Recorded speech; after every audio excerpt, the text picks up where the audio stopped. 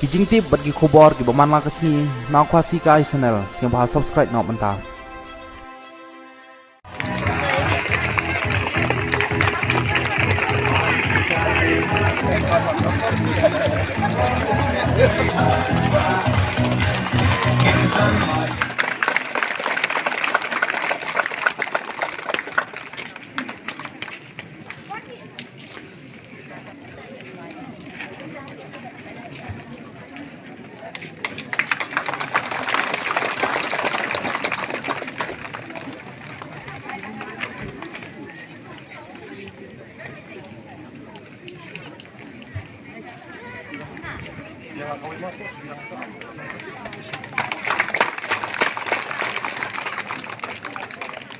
Nong mikmat badan buram ngitriang sabraya pri Tisha sitam lemban manjaya kasnang changi Jaka rajai badan ganyan lantiru labun cima Mai undan ringkan dan hati jalan kasih Baalim dan slusisha ni aibin sinyati Hajim syakri dan sisha Lakui nasunga Unang yaman karika Sidang tiajang ni Parti kari pipi Parti kari kasih Nami rugi kuatan Sensane syakwa senteng Iki pun kasnang mensel Lamentami langkumnya Menyaturiakan darah dan kesana upra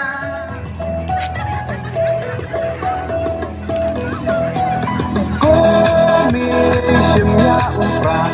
kawan betum Kajing sensyar babek ikwa ben kutno usen rum Berhak kukong samlang kencit yung nong himan Kaji kermian syana mentang kijing sakin denran Kong deng kong naha upra Badeng ba naha upra May napa naha upra Lamangin raha upra Maisha nay ha upra Rola roki ha upra Ninsang mayi ha upra Pintem kari ha upra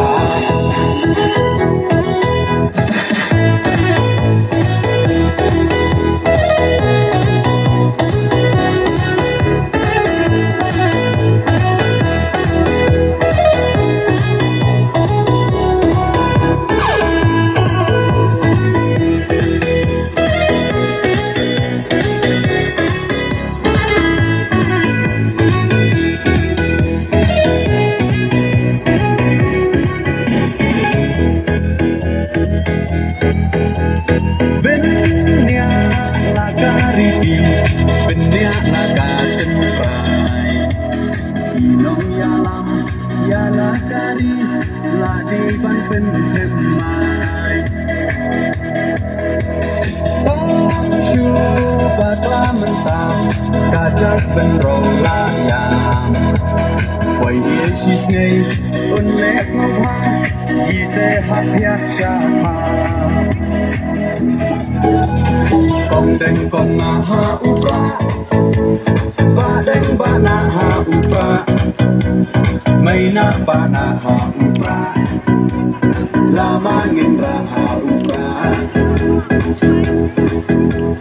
May isa nay ha upra Rona ro may ha upra Mari Haruka Bikin kari Haruka